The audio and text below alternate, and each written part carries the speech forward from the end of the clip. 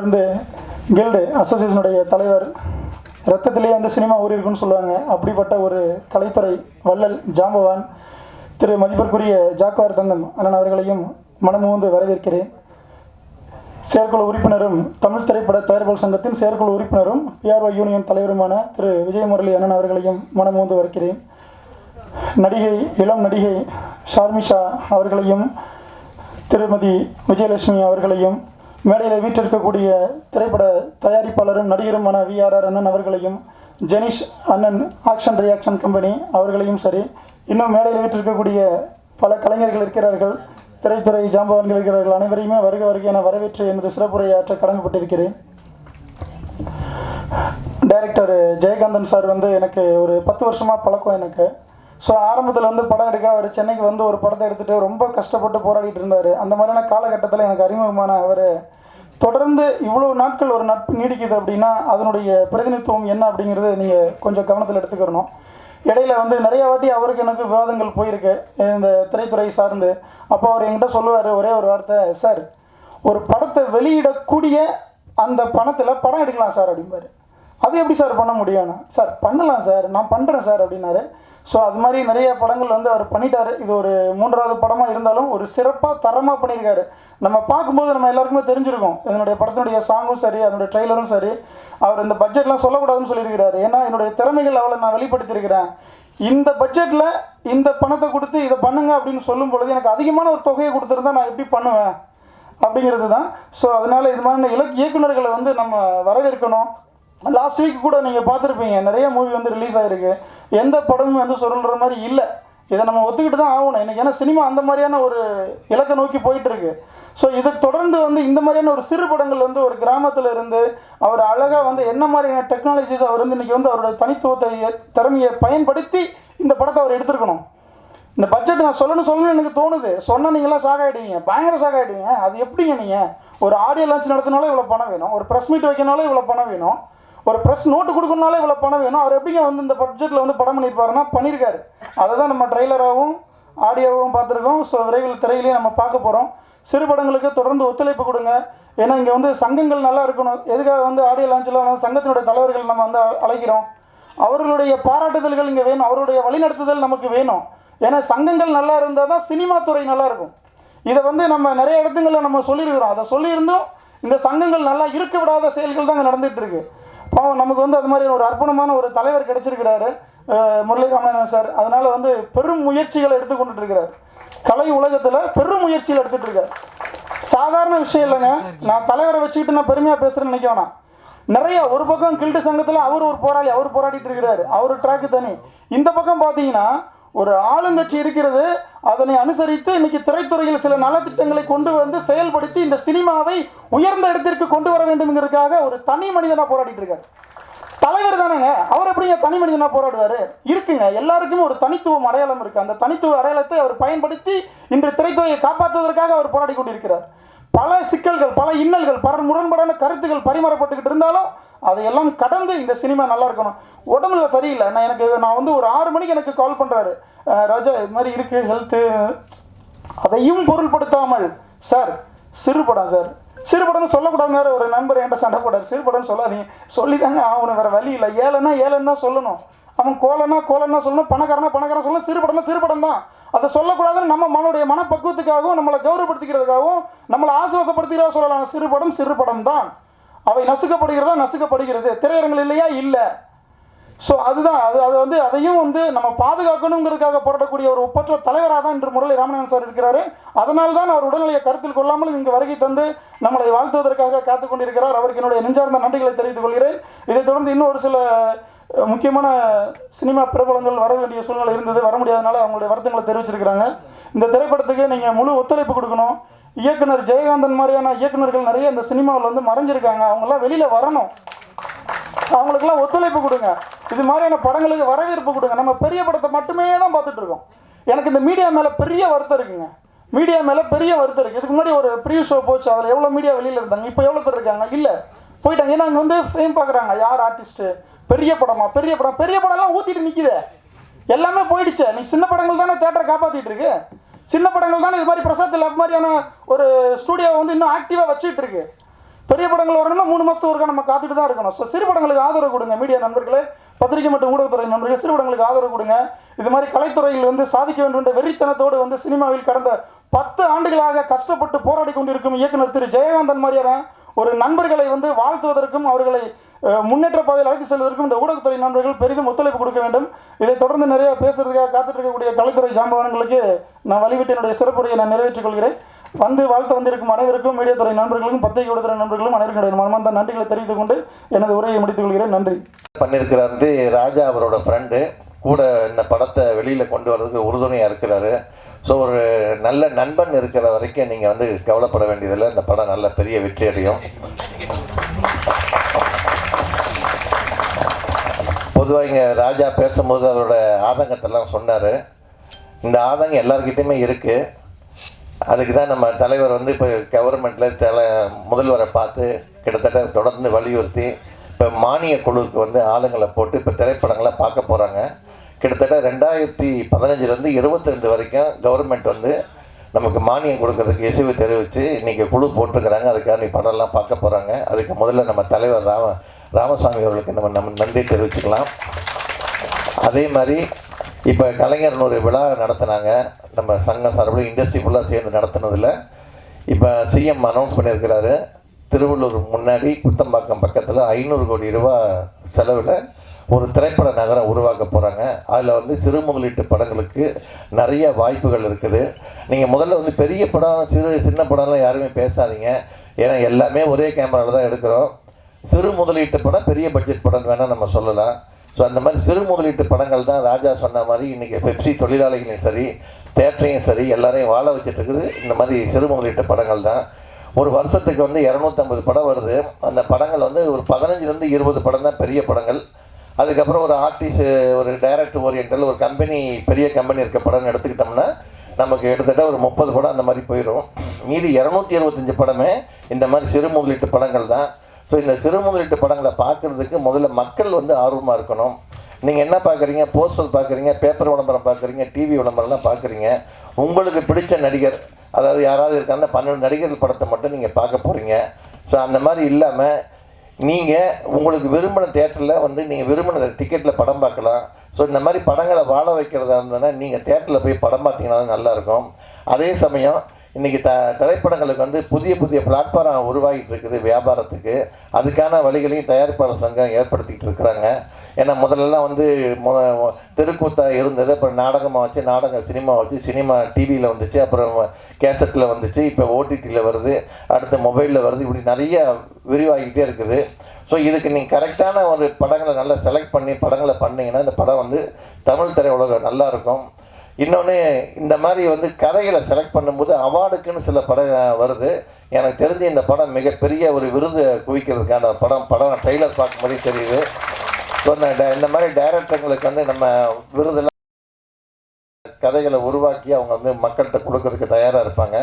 So இவர் பின்னாடி நிற்கிற அந்த படக்குழுவின் அத்தனை பேருமே இவருக்கு கூட தான் இருந்திருக்காங்கன்னு ஒவ்வொருத்தரும் ஒரு பேரை சொல்லும்போது கைத்தட்டும் போதே தெரிஞ்சது. ஸோ நீங்கள் எல்லாம் சேர்ந்து இங்கே வந்து இந்த ட்ரெய்லரை பார்த்துட்டோ இல்லை வந்து சாங்கை பார்த்துட்டோ கைத்தட்டது முக்கியம் இல்லை. தேட்டரில் போய் படம் தொகுப்பாளர் நீ முதல்ல சொன்னாங்க முதல்ல வந்து தேட்டரில் போய் படம் பாருங்கன்னு சொன்னாங்க. அதே மாதிரி இந்த படத்தோட பிஆர்ஓ வந்து கார்த்திக்னு பேர். நம்ம வெங்கட்னு ஒரு பிஆர்ஓ கிட்ட தான் அவர் அசிஸ்டண்டாக இருந்து இன்றைக்கி வந்திருக்கிறாரு. அவர் குருநாதரை கூப்பிட்டு அவருக்கு ஒரு சால்வை போடுங்க. வெங்கட் அவர்களை மேடைக்கு அழைக்கிறோம். நல்ல ஒரு கைத்தட்டலோட திரு வெங்கட் அவர்களை மேடைக்கு அழைக்கிறோம்.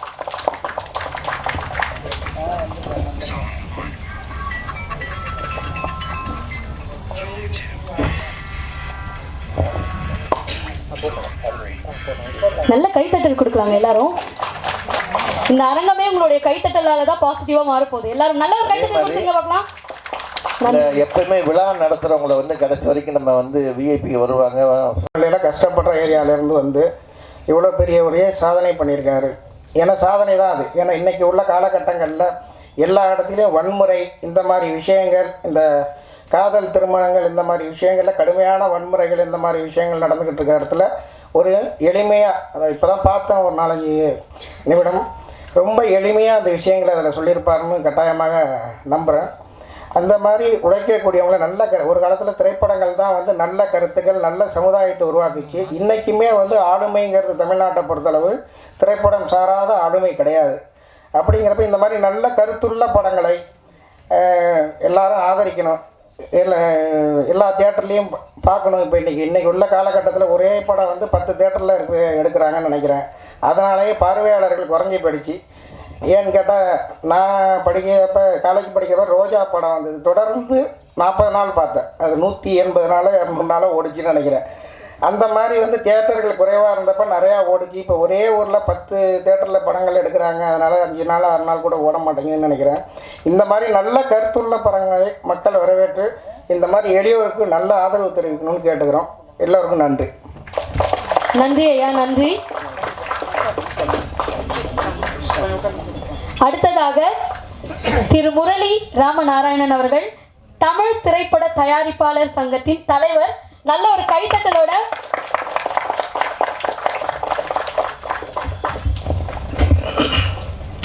எல்லோருக்கும் வணக்கம். கருங்குளத்தான் இந்த ஆடியோ ஃபங்க்ஷனுக்கு என்னை அழைத்த வி ராஜா அவர்களுக்கும், டைரக்டர் இசையமைப்பாளர் ஜெயகாந்தன் அவர்களுக்கும் என்னுடைய நன்றியை தெரிவிச்சுக்கிறேன். உடல்நல கருதி சாயங்காலம் சொன்னேன், கொஞ்சம் அவாய்ட் பண்ணிக்கலான்ட்டு. அப்போது ராஜா சொன்னார், சிறு படமாக இருக்குது, கொஞ்சம் சப்போர்ட் வேணுங்கிறது. கண்டிப்பாக சிறு முதலீட்டு படங்களுக்கு சப்போர்ட் வந்து தமிழ் திரைப்பட தயாரிப்பாளர் சங்கம் எப்பவுமே இருக்கும், கொடுக்கும். என்னன்னா ஒரு விஷயந்தான் வந்து சிறு முதலீட்டு பண்ணுற தயாரிப்பாளர்கள்ட்ட நான் என்ன சொல்லிக்கிறேன்னா, நம்ம ரிலீஸை வந்து பக்காவாக பிளான் பண்ணுங்கள். ஏன்னா நம்ம படம் எடுத்துட்டோம், அவசரமாக ரிலீஸ் பண்ணுற சூழ்நிலைகள் வரும். பெரிய முதலீட்டு படங்கள் வரும்போது நம்ம இன்றைக்கி வந்து ராஜா வந்து ஒரு ஆதங்கமாக பேசும்போது சொன்ன மாதிரி நம்ம உண்மையை ஒத்துக்கணும். பெரிய முதலீட்டு படங்கள் வரும்போது தியேட்டர் அதிபர்கள் எல்லாருமே அந்த படத்தை தான் நாடி போகிறாங்க, சிறு முதலீட்டு படங்களுக்கு கொடுக்கறது இல்லை. ஆனால் நல்ல படம் எடுங்கன்னு மட்டும் நம்மளை சொல்லுவாங்க. நாங்கள் நல்ல படம் தான் எடுத்துகிட்ருக்கோம், தயாரிப்பாளர்கள் நல்ல படம் தான் எடுத்துகிட்ருக்காங்க. ஆனால் அதுக்குள்ளே சப்போர்ட்டை வந்து திரையரங்கு உரிமையாளர்கள் வந்து கொடுக்கணும். எப்படி கொடுக்கணும்னா, முன்னாடி எல்லாம் வந்து ஒரு படங்களோடைய வந்து ட்ரெய்லர்ஸ் போடுவாங்க. இன்றைக்கி எந்த தேட்டரில் நம்ம வந்து படங்களோட ட்ரெய்லர்ஸை போடுறாங்க? அவங்க போடுறதில்ல. ஏன்னா அடுத்த படங்கள் பார்க்கும்போது அடுத்தடுத்து இந்த படங்கள் வரப்போகுது அப்படிங்கிறது வந்து முன்னாடி வந்து சொல்லிகிட்டு இருந்தது. இந்த காலத்தில் அது கிடையாது. இப்போ இருக்கிறவங்க வந்து தியேட்டர்களில் வந்து அட்வர்டைஸ்மெண்ட்ஸை ப்ரிஃபர் பண்ணுறாங்க. ஏன்னா எல்லாமே கமர்ஷியல். இந்த படங்களால் டிக்கெட் போகணும்னு நினைக்கிறவங்க அட்வர்டைஸ்மெண்ட்டால் அவங்க தேட்டர் நடத்தணும்னு நினைக்கும் போது கண்டிப்பாக தேட்டர் உரிமையாளர்கள் அவர்கள் தேட்டர்களை காப்பாற்ற முடியாது. சினிமாவால் மட்டும்தான் காப்பாற்ற முடியும். அவங்க விளம்பரங்களை நம்பி போயிட்டுருக்காங்க. அதை இன்டர்வலில் போட்டுட்டு எந்த படத்தோட ட்ரெய்லரையும் போடுறதில்ல. ஏன்னா ஒரு டிவி சேனல் எடுத்தாலுமே ஒரு காலத்தில் வந்து நம்மளோட ட்ரெய்லர் டைம்னு ஒன்று இருக்கும். இன்றைக்கி எந்த நேரத்தில் நீங்கள் ட்ரெய்லர் டைம் பார்க்குறீங்க? ஒன்லி சோஷியல் மீடியா இது மாதிரி போயிட்டு இருக்கிறதுனால தான் சிறு முதலீட்டு படங்கள் நசுக்கப்படுகிறது. ஏன்னா விளம்பரம்ங்கிறது ஒரு முக்கியம். ஏன்னா நம்ம வந்து ஒரு படத்தை வந்து பண்ணும்போது நம்ம படம் வெளியில் வருதுங்கிறது பப்ளிக்கு தெரிஞ்சால் தானே நம்ம படத்துக்கு வருவாங்க. நல்லது கெட்டது ஓடுது ஓடாததெல்லாம் அடுத்த விஷயம். ஒரு சரியான படம் வருது, சரியான தியேட்டர்களில் கிடைக்குது, சரியான ஷோ கிடைக்குதா இருந்தால் இது கண்டிப்பாக எல்லா சிறு முதலீட்டு படங்களும் சக்ஸஸ் ஆகும். ஏன்னா எங்கள் கம்பெனி எங்கள் அப்பா வந்து எடுக்கும்போது எல்லாமே சின்ன படங்கள் தான். ஏன் ஓடிச்சு, எப்படி ஓடிச்சு? இதே மாதிரி தான் ஓடிச்சு. விளம்பரங்கள் கரெக்டான நேரத்தில் அதோட புரிதலோடு அதை போய் சேர்க்க வேண்டிய கடமை வந்து தயாரிப்பாளர்களுக்கு இருக்கிறது. எல்லாரையுமே குறை சொல்லும்போது நம்மளும் அதை புரிஞ்சு படத்தை வெளியிட்டால் இந்த மாதிரி படங்கள் வந்து நிச்சயம் சக்ஸஸ் ஆகும். எல்லா படத்துக்கும் வியாபாரம் உண்டு. நம்ம தான் வியாபாரத்தை உருவாக்கணும், தயாரிப்பாளர்கள் தான் உருவாக்கணுங்கிறத நான் இந்த நேரத்தில் சொல்லிக்கிறேன். இந்த மேடையில் இன்னொன்று வந்து டைரக்டர் வந்து அவரே இசையமைப்பாளர். சாங்ஸ் ரொம்ப நல்லா இருக்குது சார். ரொம்ப ஒரு கமர்ஷியலான ஆமாம்மா லிரிக்ஸு அதான் போடும். லிரிக்ஸு எல்லாமே வந்து ஒரு கேட்கும்படியாகவும் ரசிக்கும்படியாகவும் இருக்கிறது. அவருக்கு வந்து இன்னும் மென்மேலும் வந்து வெற்றி அடையணுங்கிறது என்னுடைய வாழ்த்துக்களை தெரிவிச்சுக்கிறேன். நன்றி, வணக்கம். நன்றி ஐயா, நன்றி. அடுத்ததாக திரைப்பட நடிகை ஷர்மிஷா அவர்களை ஓரிரு வார்த்தைகள் பகிர்ந்து கொள்ள மேடைக்கு அழைக்கிறோம். நல்ல ஒரு கைத்தட்டலோட.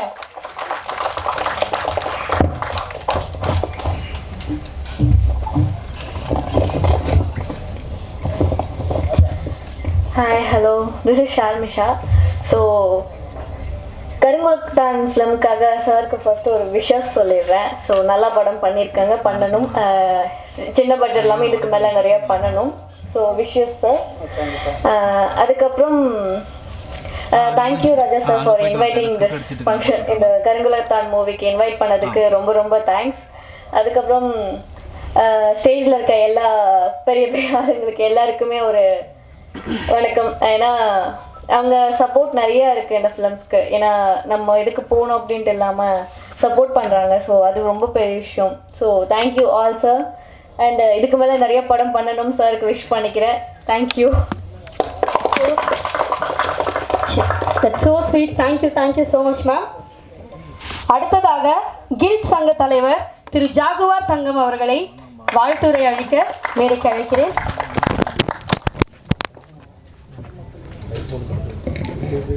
வணக்கம். கருங்குளத்தான் ட்ரெய்லர்லாம் பார்த்தோம், ரொம்ப அற்புதமாக ரொம்ப அழகாக பண்ணியிருந்தாங்க. குறிப்பாக வந்து இதில் வந்து ஷண்டம் அவர் தான் நினைக்கிறேன், அது அவர் பேர் போடல.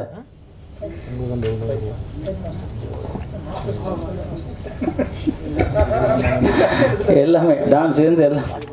ஹீரோ வரலையா? ஓ அப்படியா, சரி. அவர் நல்லா பண்ணியிருக்காரு. ஒரு ராஜ்கரன் முன்னாடி பண்ண மாதிரி ஒரு சைடில் நல்லா பண்ணியிருந்தார். டோட்டலாக அந்த படம் மிகப்பெரிய வெற்றி அடையணும். குறிப்பாக வந்து இப்போ வந்து தமிழ் திரைப்பட தயாரிப்பாளர் சங்க முரளி சார் வந்து ரொம்ப அற்புதமாக பேசினாங்க. அவங்களுக்கு உடல்நிலை வந்து ஜுரம், வேறு ஒன்றும் இல்லை, ஜுரம் வந்ததுனால அவர் வர்றதுக்காக யோசனை பண்ணியிருக்காரு. அதை மீறி நண்பர் ராஜா கூப்பிட்ட உடனே அவர் வந்து அதை கூட பார்க்காம வந்திருக்காரு. அவருக்கு உண்மையிலே கைத்தட்டல் கொடுங்க. ஏன்னா போகணும்னும் போது கூட அவர் நான் இருக்கிறேன் அப்படின்னாரு. அதுதான் திரைப்படம். ஏன்னா அவங்க அப்பா வந்து வேர்ல்டு ரெக்கார்டு, அந்த 100கணக்கான படம் தயார் பண்ண ஒரே இயக்குனர் உலகத்திலே அவங்க மட்டும்தான். அவரோட புள்ள நான் வந்து எனக்கு அவர் சின்ன குழந்தையாக இருந்தே தெரியும். அவர் சின்ன குழந்தையாக இருக்கும், நான் சின்ன குழந்தை நினச்சிக்க போகிறாங்க தெரியும். அன்னையிலேருந்து இன்றைக்கி வரைக்கும் அதே சிரித்த முகம், அதே பண்புள்ளவர், பாசம் உள்ளவர், ஒரு தலைவருக்கான அத்தனை தகுதியும் உள்ள ஒரு தலைவர். அவர் வந்து இன்றைக்கி எவ்வளோ கஷ்டப்பட்டுக்கிட்டு இருக்காரு. இந்த சங்கம் மட்டும் இல்லை, தமிழ் திரைப்படத்தை தூக்கு நிறுத்துறதுக்கு எவ்வளோ கஷ்டப்படுறாரு நமக்கு தெரியும். தமிழக முதலமைச்சரை வச்சு ஒரு பெரிய விழா நடத்தினார். இன்றைக்கி தமிழக முதலமைச்சருக்கு அவர்கள் பிறந்த நாள். அவர் கைத்தட்டல் நம்ம கொடுத்துடலாம். ஏன்னா அவர் நமக்கு எவ்வளோ நல்லது பண்ணியிருக்காரு. அதனால் அவர் முதலமைச்சர் வந்து நீடூடி நல்லா வாழணும் அப்படின்றத இந்த நேரத்தில் எல்லோரும் நம்ம வேண்டிக்குவோம், அவரை இறைவனை வேண்டிக்குவோம். அதுக்கப்புறம் முரளி சார் வந்து எப்போதுமே சின்ன படங்கள் பெரிய படங்கள்லாம் பார்க்குறதில்ல, எல்லா படத்தையும் அவர் வந்து தன்னோட படம்ன்ற ஒரு தாய்மையோடு பார்த்து எல்லாமே பண்ணுறவர். நான் நேரில் அவர் இன்னைக்கு நேரத்தில் கிட்டத்தட்ட ரொம்ப நாளாக 40 வருஷமாக எனக்கு தெரியும், அவர் பார்த்துருக்கேன்.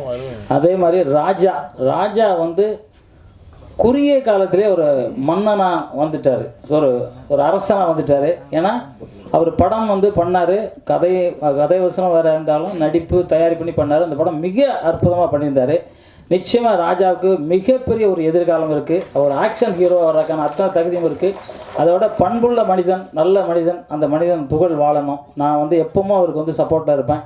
ஏன்னா இந்த மாதிரி ஒரு நட்புக்காக இந்த அளவு கஷ்டப்படுற ஒரு மனிதனை நான் இப்போ தான் பார்க்குறேன். நட்புன்னு சொல்லுவாங்க, ஆனால் பின்னாடி குத்துற நண்பர்கள் நிறைய பேர் பார்த்துருக்கேன். நட்புக்காக உண்மையான நட்பாக இருக்க ஒரு ராஜா அவர்களுக்கு. அதே மாதிரி இயக்குனர் வந்து மிக அற்புதமாக பண்ணியிருக்காரு. அவர் ஏற்கனவே ஒரு படம் பண்ணியிருந்தார். ஆமாம், நான் அது வந்து பார்த்தேன், அதை நல்லா பண்ணியிருந்தார். அதாவது ஒரு முரட்டுத்தனமான அவர். நீங்கள் முரடனா? உங்கள் வீட்டில் கேட்டால் தான் தெரியும். உங்கள் வீட்டில் வந்திருக்காங்களா? இல்லை சார், வரல. போட்டாங்க வந்தாங்க, இல்லை அப்போ தான் பையன் இருக்காங்களா? வாங்க தம்பி, உங்கள் அப்பா முரடன் தானே? எங்கே இருக்கேன்? ஓகே தம்பி, வாங்க ஒரு வாட்டி மேடைக்கு வந்துட்டு போங்களேன். வாங்க, நீங்கள் 2 பேரும் வாங்க. ஏன்னா 3 பசங்களா? வாங்க. அதாவது உங்கள் அண்ணன் சொன்னார், உங்கள் அண்ணன் வந்திருக்கா, உங்கள் அண்ணன் நினச்சேன். இவங்களுக்கு ஒரு கைத்தட்டல் கொடுங்க. ஏன்னா பசங்க வந்து அப்பாவுக்காக இவ்வளோ உறுதுணையாக இருக்கிறாங்க. ரொம்ப சந்தோஷம், வாழ்த்துக்கள் தம்பி. எப்பவுமே இப்படியே இருங்க. எக்ஸசைஸ் பண்ணுங்கள். உங்கள் அப்பாவை எக்ஸசைஸ் பண்ண மாட்டேன் நினைக்கிறேன். நீங்கள் பண்ணுறீங்களா? ஓ அப்படியா? ஓ உஷாங்கிட்ட கரெக்டா? ஏன் அவர் கற்றுக் கொடுக்காம விட்டீங்க? அப்படியா? எனி பண்ணுவார், எனி பண்ணுவீங்களா? பண்ணுவீங்களா? எனி அதான் ஃபைட்டு நீங்கள் எடுத்தீங்க தெரியும் எனக்கு. அதான் சொல்லிட்டேன். நான் உட்காந்துருக்கும் போது அவர்கிட்ட சொன்னேன், நம்ம விஆர்கிட்ட சொன்னேன், ஃபைட்டு மட்டும் அவர் எடுத்திருக்காரு கரெக்டாக. ஏன்னா இந்த மாதிரி படம் பண்ணும்போது ஆக்ஷன் வந்து நீங்கள் வந்து நம்ம ஒரு குறுகிய இடத்துல நம்ம பண்ண போகிறதில்ல. தமிழ்நாடு மட்டும் உலகெல்லாம் பண்ணும்போது அதுக்கான டெக்னீஷியனை கரெக்டாக வச்சு பண்ணும்போது இந்த கதைக்கு தகுந்த மாதிரி ஃபைட் எடுக்க அவங்களுக்கு தெரியும், டான்ஸ் அவங்களுக்கு தெரியும். அதனால நான் சொல்கிறேன், இது வந்து சும்மா யார் வேணாலும் சண்டை ஆரம்பிச்சிக்கலாம், யார் வேணாலும் அது பண்ணிக்கலாம். திறமைசாலி மட்டும்தான் உலகத்தில் நிற்க முடியும். திறமை இல்லாமல் சொல்லலாம் வாயில், நான் இருப்பேன் பார்த்துக்கலான்னு சொல்லலாம், அதெல்லாம் முடியாது. நாளைக்கு 2000 படம் பண்ணியிருக்கேன், வேர்ல்டு ரெக்கார்டு பண்ணியிருக்கேன். ஏன்னா நான் முறையாக 6 வயசுலேருந்து சண்டை கற்றுக்கிட்டேன். அதனால் என் துறையில் நான் ஜெயிச்சிட்டேன், அவ்வளோதான். அதில் நான் தோக்கலை. ஏன்னா என் இதை அடிக்கணும்னா நான் பல நூற்றாண்டு கழிஞ்ச விட முடியாது. ஏன்னா அன்றைக்கி வந்து தமிழ், தெலுங்கு, ஹிந்தி, கன்னடம், மலையாளம், ஒரியா எல்லாம் தமிழ்நாட்டில் ஷூட்டிங். அதனால் நாங்கள் ஒரு நாளைக்கு 10 படம் கூட பண்ணோம். ஆனால் இன்றைக்கி முடியாது. இன்றைக்கி அவங்கவுங்க ஸ்டேட்டில் அவங்கவுங்க வச்சுருக்காங்க, படம் பண்ண முடியாது. அந்த வாய்ப்பு எனக்கு கிடச்சிச்சு. அதே மாதிரி நீங்கள் வந்து படம் பண்ணும்போது நான் உங்களை குறை சொல்கிறேன்னு எந்த இடத்துல நினைக்காதீங்க. எனக்கு கூட எல்லாமே தெரியும், டான்ஸ் ஆடுவேன், எல்லாம் தெரியும். ஆனால் நான் எல்லாமே ஆள் போடுவேன். ஏன்னா அந்த கலையை அந்த கலைஞர் மட்டும்தான் பண்ண முடியும், வேறு யாரும் பண்ணவே முடியாது. இல்லை அடுத்த படம் நீங்கள் கண்டிப்பாக பண்ணுங்கள். ஏன்னா இவ்வளோ நல்ல படம் பண்ணியிருக்கீங்க. இந்த டைட்டிலுக்கே நீங்கள் வந்து தேட்டரில் படம் குவியும் வருவாங்க. ஆனால் அந்த படத்துக்கு நீங்கள் வந்து டெக்னீஷியனை முறையாக, இப்போ எல்லாரும் அங்கே ஒரு சங்கம் இங்கே ஒரு சங்கம்லாம் அரைப்பாங்க, அதெல்லாம் கிடையாது. பெப்சி வந்து இன்றைக்கி வந்து பல அதாவது நூற்றாண்டு காலமாக இருக்காங்க. அதில் செத்து போனவங்க, அதாவது ஆயிரக்கணக்கான செத்து போயிருக்காங்க. இந்த சினிமாவை மட்டும் நம்பி செத்து போனவங்க எத்தனை பேர் இருக்காங்க. அவங்களுக்கு எந்த காலத்துலையும் எப்போதுமே வந்து அவங்கள வந்து தள்ளி விடாதீங்க. ஏன்னா அது அவங்க கண்டிப்பாக தேவை. அவங்க ஒரு நீங்கள் நினைப்பீங்க நான் வந்து கில்டில் சின்ன சின்ன படம் தான் பண்ணுறாங்க, அவங்க வெளியால் வச்சு பண்ணும்போது அவங்க வந்து கில்டில் உங்களுக்கே தெரியும் பிரச்சனை வந்து பண்ணுவாங்க. ஏன்னா ஃபிலிம் எடுத்துகிட்டு போயிடுவாங்க, அந்த ஆர்டிஸ்ட்க்கு கொண்டு போயிடுவாங்க, அவங்கள வாங்குறதுக்கு பெரிய கஷ்டமாக இருக்கும். ஆனால் பெப்சின்னு ஒரு இது இருக்கிறதுனால அங்கே வந்து கொடுத்தே ஆகணும். கொடுக்கலன்னா அவங்களுக்கு என்ன தண்டனைங்கிறது தெரியும். அதனால் நம்ம பெப்சிங்கிறது நம்ம வீட்டு பீரை வச்சு பூட்டிக்கிற மாதிரி, வேறு என்ன ரோத்த கடல்லையே ஆற்றுலையே போட்டு போகிற மாதிரி முடிஞ்சால் எடுக்க முடியும், எல்லாம் எடுக்க முடியாது. அதனால் உங்களுக்கு ஒரு சின்ன அட்வைஸ், உங்களோட வயசில் பெரியவன், சின்னவனா பெரியவனா, சரி வயசில் பெரியவங்க, ஒரு சின்ன அட்வைஸு. அடுத்த படம் ரொம்ப சின்னவனா நான் தானே, கரெக்டு. அடுத்த படம் எடுக்கும்போது உங்களுக்கு மட்டும் இல்லை, ஏன்னா யார் திரைப்படத்துக்கு வந்தாலும் சரி, இல்லை சரியான ஆட்களை வச்சு பண்ணால் மட்டும்தான் அது வெற்றியை கொடுக்க முடியும். இப்போ என்ன எல்லாருமே படம் பார்க்குறோம், இப்படி இருக்கு போகிறோம். ஏன்னா நாங்களும் அந்த வார்த்தையை தான் யூஸ் பண்ணுவோம். சிறு முதலீட்டு படங்கள் தான், சிறிய படங்கள் பெரிய படங்கள், சிறு முதலீட்டு படங்களுக்கு அடிக்கடி தொடர்ந்து குரல் கொடுத்து அந்த தயாரிப்பாளர்கள் காக்கப்பட வேண்டும். ஏன்னா சிறு முதலீட்டு படங்கள் மூலமாக தான் திரைத்துறைக்கு பெரிய வருவாய் இன்னைக்கு ஊழியர்களுக்கு கிடைச்சிட்ருக்கு. அதில் தான் சர்வே பண்ண முடியுன்றது உங்களுக்கு தெரியும்.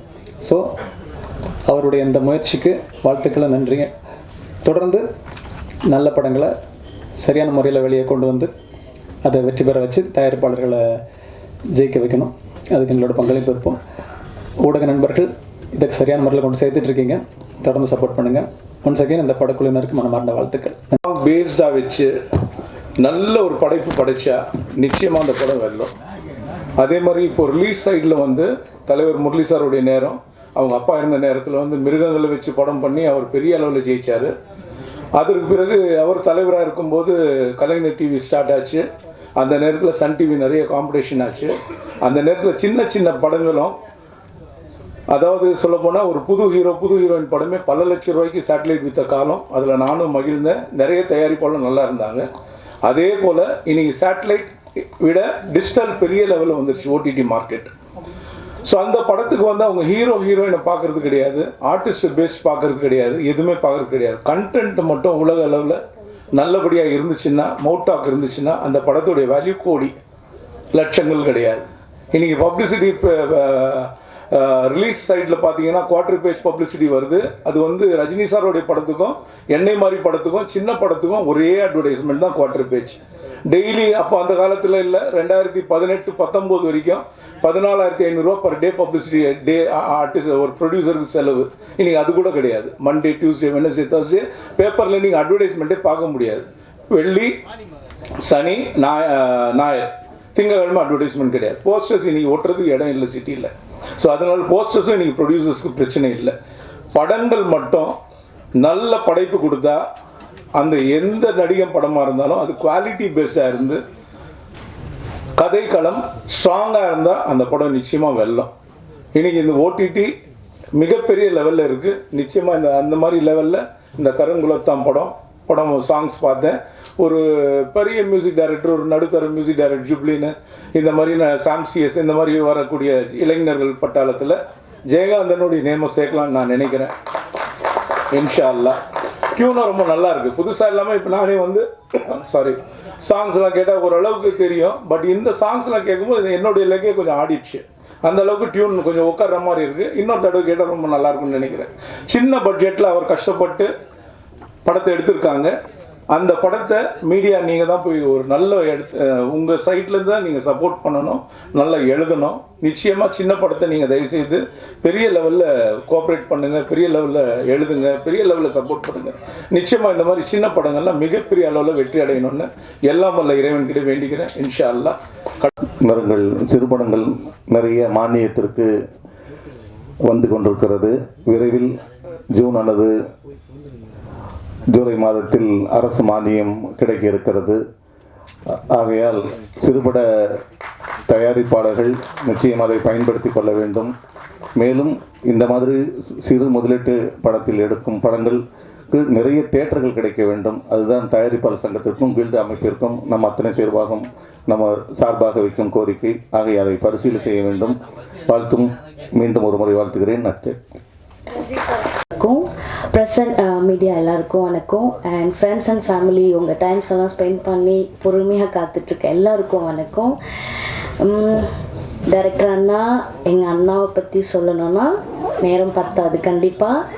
கண்டிப்பாக ஒரு நாள் நெஞ்ச நிமித்தி எமோஷ்னலாக கண்டிப்பாக சொல்லுவேன். பிகாஸ் அவர் கூட வந்துட்டு நான் 2 படம் ஒர்க் பண்ணியிருக்கேன். அவருடைய ஹார்ட் ஒர்க், சின்சாரிட்டி, அவருடைய விடாமுயற்சி, இதெல்லாம் வந்து நாங்கள் கூட இருக்கிறவங்க பார்த்துருக்கோம். ஒரு நாள் நம்ம மக்கள் எல்லாருமே கண்டிப்பாக பார்ப்பாங்க.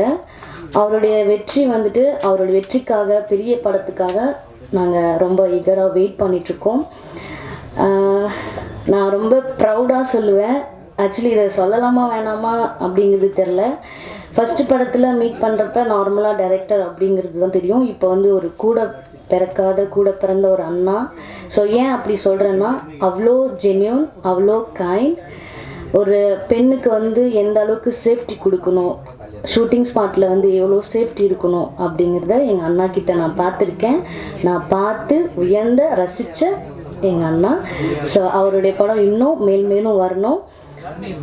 பெரிய பெரிய ஆக்டர்ஸ், நிறைய பெரிய பட்ஜெட்டோட, நிறைய வெற்றியோட அவருடைய இந்த சினிமா உலகத்தில் பேர் சொல்லும் டைரக்டர் இருக்கிற மத்தியில் டைரக்டர் ஜெயகாந்தன் அப்படின்ற ஒரு பேர் நிலைச்சி நிற்கணும். கண்டிப்பாக நிற்கும். ஸோ அதுக்காக இந்த கடவுளை நான் ப்ரேயர் பண்ணி எனக்கு இந்த நல்ல ஒரு மேடை கொடுத்த என் அண்ணாவுக்கு நன்றி. தேங்க்யூ. நன்றி. அடுத்ததாக சேர்மன் துரை அவர்களை வந்து ஒரு சில வார்த்தைகள் பகிர்ந்து கொள்ள அழைக்கிறோம். நல்ல ஒரு கைத்தட்டலோட.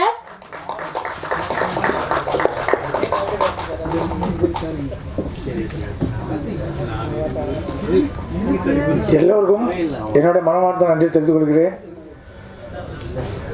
நம்ம கருங்குளத்தான் ஆடியோ லைன்ஸுக்கு எல்லாம் வந்திருக்கோம். அனைவருக்கும் என்னோட மனமார்ந்த நன்றி தெரிவித்து கொள்கிறேன். இந்த படம் வந்து குறுகிய மாதத்தில் எடுத்தது. ஆனால் ரொம்ப டைரக்டர் என் அருமை அண்ணன் ஜெயகாந்தன் அவர்கள் ரொம்ப கஷ்டப்பட்டு ரொம்ப எங்களுக்கு நாங்களே உணர்ந்துருக்குறோம். காலையில் 5 மணிக்கெலாம் எழுந்திரோம் ஷூட்டிங்கு. இந்த படத்தை கேரக்டர் வந்து என்னோட வெட்டியாக நடிச்சிருக்கிறேன். அதாவது ஹீரோவுக்கு மாமாவாக. படம் வெற்றி பெற என்னோட வாழ்த்துக்கள். கண்டிப்பாக அந்த படம் நல்லபடியாக வரும் என்ற நம்பிக்கை எனக்கு இருக்கிறது. நான் பண்ணுறேன் அப்படிங்கிற மாதிரி அப்புறம் அதெல்லாம் முடித்தேங்க. நல்லபடியாக அப்படியே படம் போச்சு. அப்படியே சின்ன சின்ன படங்களாக வந்துட்டு இந்த மேடையில் இதோட 3வது படம் வந்து நான் ஆடியோ ஃபங்க்ஷன் வச்சுருக்கேன். விதாலம் பட்டு உளிரி இந்த கருங்குளத்தான் பண்ணியிருக்கேன்.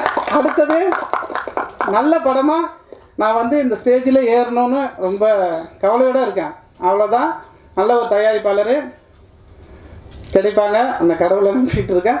கண்டிப்பாக அடுத்தது வந்து ஒரு நல்ல படத்தோட பெரிய லெவலில் சார் சொன்ன மாதிரி பெரிய மாஸ்டரு, சும்மா 1000 ஃப்ரேம் அப்படி ஃபைட்டு அனல் பறக்கணும் அப்படியே அப்படி அனல் பறக்கணும் ஃபைட்டு. எனக்கு இன்ட்ரெஸ்ட் தான். நான் சின்ன பிள்ளையா ஸ்ரீகாந்த் ஹுசேன் சார் இருக்காங்களே அவங்கள்ட்ட தான் நாங்கள் அவங்க மாமா எங்கள் பத்திரி படத்தில் கூட இருப்பாங்க கராத்தே. நான் சின்ன வயசுலேருந்து பல்ட்டி தான் கராத்தே தான். இப்போ தான் அப்படிங்க பசங்கள்லாம் பிறந்தவொன்னு தான் இப்போலாம் அடிக்க முடியாது என்னால். கண்டிப்பாக அந்த மாதிரி சார் சொன்ன மாதிரி ஒரு டைம் நான் சார் உங்களை நீங்கள் வந்து நான் இங்கே நம்ம இதில் தங்கியிருக்கேங்க நான் வடபழனியில் சிக்னலுக்கு அந்த பக்கம் ஒருத்தர் உங்கள் ஸ்டூடெண்ட் ஒருத்தவங்க வந்துட்டு நானும் கராத்தே கற்றுருக்கேன்னா அவரும் கராத்தே அங்கே கீழே தங்கியிருக்காரு. அப்போ வந்து நான் என்னை போய் சொல்லிட்டு உனக்கு கராத்தே வா 2 பேரும் போடும். நான் வந்து ஜாகூர் தங்க சாரோட அசிஸ்டண்ட்டு அவங்கள்ட்ட கற்றுக்கிட்டு இருக்கேன் நான் ஸ்டூடெண்ட் என்னாரு அப்படின்ட்டு என்கிட்ட போட்டு காட்டுறாரு. என்னடா அப்போ எனக்கு தெரியாது உங்களை அப்படியா அப்படின்னு யாருன்னு கேட்டேன்னா அப்புறம் அவர் சொன்னார் விவரமாக சொன்னார். நான் அப்படியா சரிங்க அப்படின்ட்டு எனக்கு வந்து இவர் இந்த கண்ணன் சார் அவங்கவுங்கள இப்படிலாம் தெரியும். அப்புறம் உங்கள் பேர் நல்லா தெரியும் ஆனால் முகம் தெரியல எனக்கு. அப்புறம் அந்த மாதிரிலாம் அங்கே நடந்துச்சு. அது மாதிரிலாம் பண்ணிட்டு வந்துட்டு இருக்கேன் சார். அடுத்த படம் கண்டிப்பாக ஏன்னா நான் வந்து ஒரு நல்ல படத்தோடு தான் இந்த ஸ்டேஜில் ஏறுவேன். அப்படி இல்லைன்னு நான் படமே பண்ணலை. சின்ன படம்னா நான் சின்ன படம் இல்லை நல்ல படத்தோடு பண்ணுவேன். எனக்கு கடவுள் வந்து அதை கண்டிப்பாக